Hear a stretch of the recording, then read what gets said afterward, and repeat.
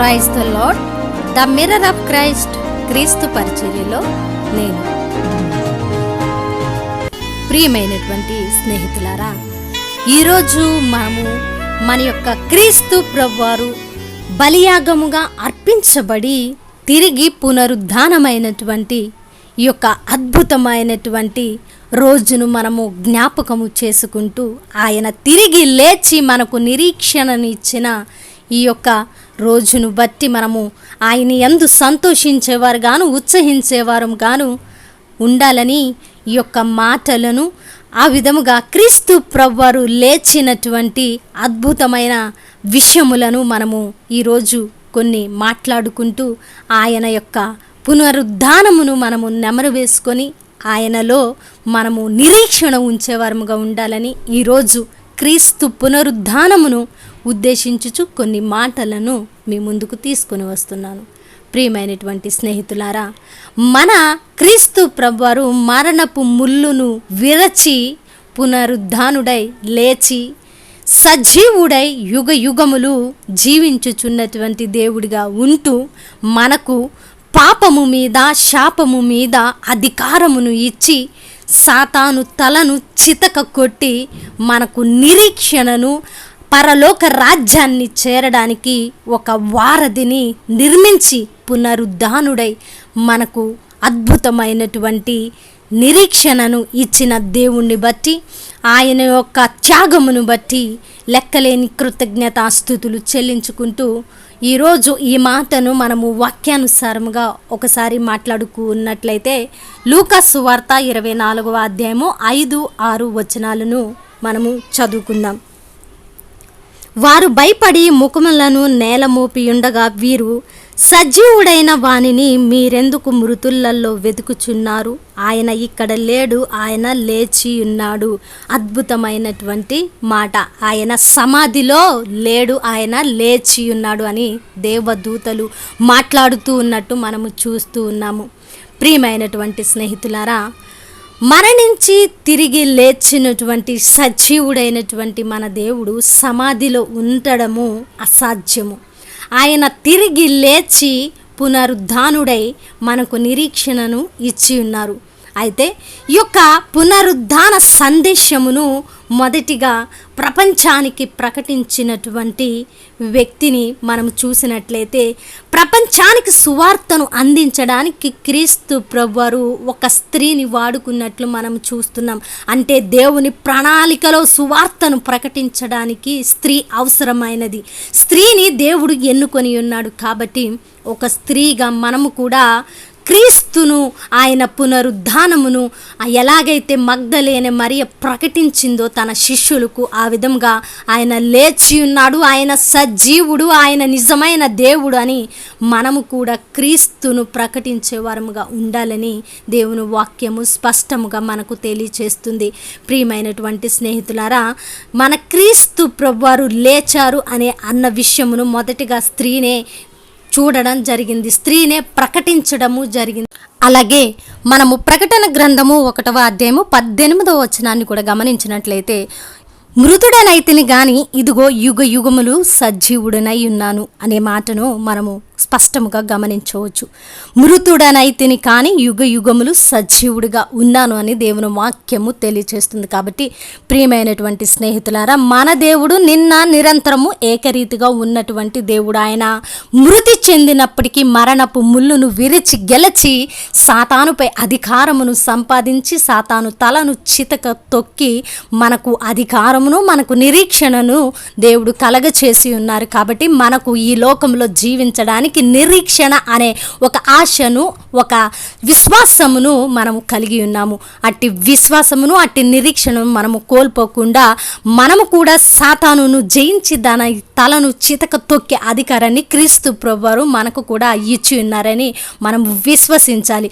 క్రీస్తు ప్రభువారు ఏ విధంగా అయితే లేచి ఉన్నారో మనము కూడా క్రీస్తులో మృతి పొంది తిరిగి లేచేవారముగా ఉండాలని దేవుని వాక్యములు మనకు స్పష్టంగా తెలియచేస్తూ ఉన్నాయి. అదేవిధంగా లూకాసు వార్త 24వ అధ్యాయము 32వ వచనాన్ని గనక మనము గమనించినట్లయితే, ఆయనతో త్రోవలో మనతో మాటలాడుచు లేఖనములను మనకు బోధపరచుచున్నప్పుడు మన హృదయము మనలో మండుచుండలేదా అని ఒకనితో ఒకడు చెప్పుకొనిరి. అంటే ఈ యొక్క సమాచారాన్ని క్రీస్తు యొక్క శిష్యులకు మగ్దలేని మరియ ప్రకటించినప్పుడు వారు తిరిగి వెళ్ళి సమాధిని చూసి, ఖాళీ సమాధి ఉండడాన్ని చూసి వారు దిగ్భ్రాంతి పొందినట్లు మనం చూస్తూ ఉన్నాము. అయితే అప్పుడు వారు మాట్లాడుకుంటున్నటువంటి మాటలు ఏంటంటే, యేసుక్రీస్తు ప్రభువారు శిష్యులతో కూడా కొంత దూరం నడిచి వారి యొక్క మనోనేత్రాలు మరుగు చేయబట్టడం ద్వారా క్రీస్తును వారు గ్రహించలేకపోయారు. క్రీస్తు వారితో మాట్లాడేటప్పుడు కొన్ని సంగతులను మాట్లాడుతూ ఉన్నప్పుడు వారి హృదయము వారిలో మండిందంట. తర్వాత క్రీస్తు ప్రభువారు వారి కనులు తెరిచినప్పుడు వారు మాట్లాడుకుంటున్నటువంటి మాట, మన హృదయము మండలేదా అని. మనము గనక నిజముగా క్రీస్తును ధరించి క్రీస్తులో మనము నిజమైన ప్రార్థన జీవితము కనుక కలిగి ఉంటే అట్టి మండుచున్న ఆత్మను ఈరోజు మనము కూడా కలిగి ఉంటామని ఈ వాక్యము ద్వారా గమనించవచ్చు. దేవుడు ఆ కాలంలో శిష్యులకు ఏదైతే మంటను, హృదయంలోటువంటి ఆత్మ మంటను ఉంచారో అటువంటి మంట ఈరోజు మన హృదయాల్లో కూడా కలగాలి అని కోరుకుంటున్నారు. ప్రియమైనటువంటి స్నేహితులారా, నీవు నిజముగా క్రీస్తును ధరిస్తే, నువ్వు నిజముగా విశ్వాసము కలిగి, నువ్వు ప్రార్థనలో బలము కలిగి ఉంటే పరిశుద్ధాత్ముడు నిత్యము నీ హృదయంలో మండుచు అనేకులను నీ ద్వారా మండించేవారుగా ఉంటారు. ఇది వాస్తవము, ఇది సత్యము. ఇది గ్రహించినటువంటి విశ్వాసులు చాలామంది ఉండి ఉంటారు. కాబట్టి ఈ అనుభవాన్ని ఒకసారి మీరు ధ్యానించాలని నేను ఆశపడుతూ ఉన్నాను. అట్టి అనుభవంలోకి ప్రతి విశ్వాసి కూడా రావాలని క్రీస్తు ప్రభువారు కోరుకుంటూ ఉన్నారు. మనం ఈ లోకంలో జీవిస్తున్నప్పుడు మనం ఎలా బ్రతకాలో, ఎలా నడవాలో, ఎలా చూడాలో, ఎలా పని చేయాలో, ఎక్కడికి వెళ్ళాలో మనకు పరిశుద్ధాత్ముడు మన హృదయంలో మండుచూ ఉన్నట్లయితే ప్రతి క్షణము కూడా మనకు దిశను నిర్దేశించేటువంటి వాడుగా ఉంటాడు. కాబట్టి ఈ అనుభవంలోకి ఒకవేళ ఇప్పటి వరకు నీవు రాకపోతే, నీ విశ్వాసము ఏ స్థాయిలో ఉందో, నీ ప్రార్థన జీవితము ఏ స్థితిలో ఉన్నదో ఒకసారి నిన్ను నీవు పరిశీలన చేసుకోవాల్సిన అవసరం ఎంతైనా ఉన్నది. కాబట్టి ప్రియమైనటువంటి స్నేహితులారా, ఒకవేళ ఇప్పటి వరకు నీవు ఈ అనుభవంలోనికి రాకపోతే, నీ హృదయంలో మంట అనేది పుట్టకపోతే, పరిశుద్ధాత్ముడు నీకు దిశ నిర్దేశం చేయటము, నీకు జ్ఞానము చొప్పున నడిపించడం నీకు అనుభవంలోకి రాకపోతే, నీవు క్రీస్తుకు దగ్గరగా ఉన్నటువంటి ప్రార్థనా జీవితము కొనసాగించడము లేదు అని అర్థము. క్రీస్తులో నీవు నాటబడలేదు అని అర్థము. కాబట్టి మీరు మండుచున్నటువంటి హృదయమును ఎప్పుడైతే కలిగి ఉంటారో దేవుని ఆత్మ మీ అందు ఉన్నదని మీరు విశ్వసించాలి. అప్పుడు పరిశుద్ధాత్ముడు మీ ద్వారా అనేకులను మండించి క్రీస్తులో మిమ్మల్ని ఫలభరితముగా ఉంచేవారిగా ఉంటారు. కాబట్టి ఈ యొక్క మాటను బట్టి మనము మండే హృదయములను కలిగి ఉండాలి, ఆత్మల భారమును కలిగి ఉండాలి. ఆయన సజీవుడై తిరిగి లేచినందున ఈ యొక్క పునరుద్ధానమును అనేకులకు మనము ప్రకటిస్తూ క్రీస్తు యొద్దకు అనేక ఆత్మలను నడిపించే భారము కలిగిన వారముగా ఉండాలని ప్రభువారు కోరుకుంటూ ఉన్నారు. కాబట్టి సజీవుడైనటువంటి మన దేవుడు పునరుద్ధానమును మనము అర్థపరచక ఆయన పునరుద్ధానుడై ఉన్నాడని, ఆయన సజీవుడని అనేకులకు ప్రకటించే వరముగా ఉండాలి. ప్రియమైనటువంటి స్నేహితులారా, మరణపు ముళ్ళును గెలచినటువంటి దేవుణ్ణి మనము కలిగి ఉన్నాము. ఎండిన ఎముకలను సైతము జీవింప చేయగలిగిన దేవుడను మనము కలిగి ఉన్నాము. ఆయన మరణపు ముళ్ళును గెలవటమే కాదు, అనేకులను మరణించిన వారిని తిరిగి లేపినటువంటి సజీవుడైన దేవుడు. లాజరు చనిపోయినప్పుడు ఒకే ఒక మాటతో దేవుడు లాజరును బ్రతికించాడు.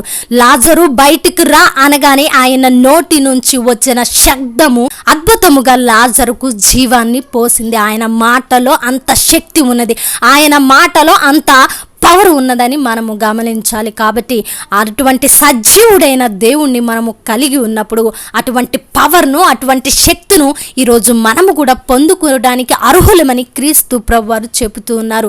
మగ్దలేని మరియ ఆ యొక్క సమాధి దగ్గరికి వెళ్ళినప్పుడు ఆ యొక్క ప్రదేశాన్ని చూసి, క్రీస్తు లేకపోవడాన్ని చూసి ఎంతో దిగ్భ్రాంతి చెందినట్లు, భయపడినట్లు, వారు ఆ యొక్క దేహము కొరకు వెతుకుతూ ఉన్నట్లు మనం చూస్తున్నప్పుడు దేవదూతలు మాట్లాడినటువంటి మాట, సజీవుడైనటువంటి వాడిని మీరు మృతుల్లో ఎందుకు వెతుకుతున్నారు? ఆయన లేచి ఉన్నారు. అంటే ఈరోజు మనము కూడా సజీవుడైన దేవుణ్ణి కలిగి ఉండి కూడా శిష్యుల వలె మనము కూడా దేవుని చెప్పిన వాగ్దానాలను వాక్యాలను అన్ని మరచిపోయి మనము లోకంలో పడిపోయి లోకాన్ని వెతుకుతూ ఉన్నాము, లోకంలో పడిపోతూ ఉన్నాము. సజీవుడైన దేవుణ్ణి మనము వెతికే వారముగా ఉండటం లేదు. కాబట్టి ఈరోజు మన కన్నులు, ఆత్మీయ కన్నులు ఎలా ఉన్నాయి? మన ఆత్మీయ నేత్రాలు మూయబడి ఉంటే, ఒకవేళ ఆత్మీయ నేత్రాలతో క్రీస్తు పునరుద్ధానుడయ్యాడు అని ఏ విధంగా ఎరుగుతున్నావు, నీ ఆత్మీయ నేత్రాల ద్వారా నీవు సజీవుడైన దేవుణ్ణి వెతికేవారిగా ఉండాలి, సజీవుడైన దేవుణ్ణి అనుసరించేవారిగా ఉండాలి.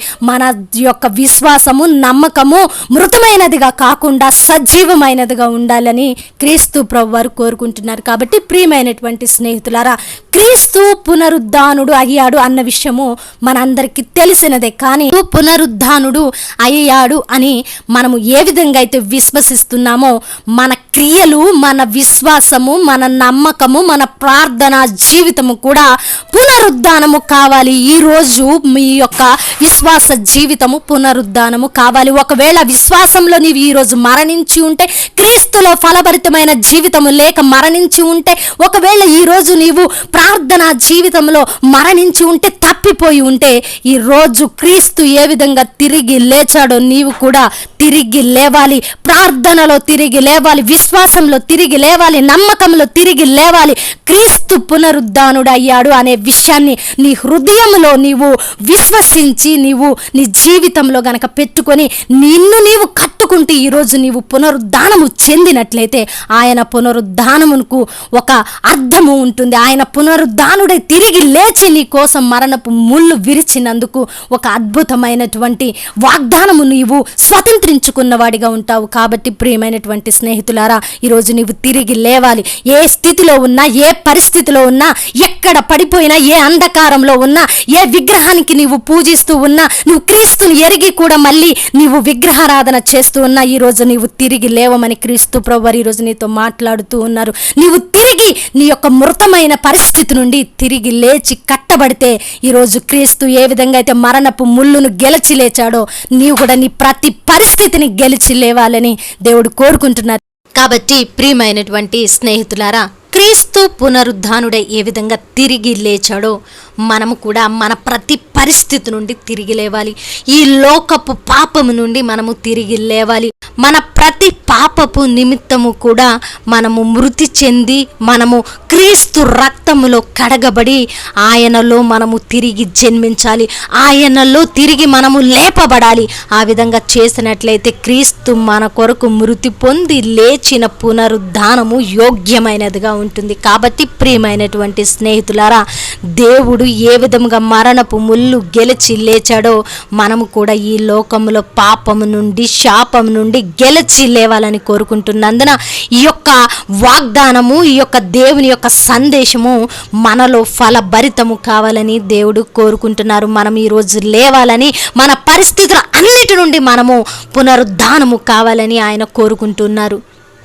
దేవుడు లేచిన పునరుద్ధానమును మనము జ్ఞాపకము చేసుకుంటూ ఆయన తిరిగి లేచాడు. కాబట్టి మనము కూడా తిరిగి లేచి మరలా సజీవుడైన క్రీస్తు కొరకు మన జీవితాన్ని అర్పించి, సజీవుడైన క్రీస్తు కొరకు మనము బ్రతుకుతూ మృతమైనప్పుడు నిజముగా క్రీస్తులో లేచే వారముగా ఉండాలని, నీవు మృతుడిగా ఈ లోకంలో నరకానికి దిగిపోకుండా నీవు సజీవుడైన క్రీస్తులో మరల తిరిగి లేవాలని దేవుని సన్నిధిలో ప్రార్థిస్తూ, ద మిర్రర్ ఆఫ్ క్రైస్ట్ క్రీస్తు పరిచర్యలో నేను దేవుడు మిమ్మును దీవించునుగాక. ఆమేన్.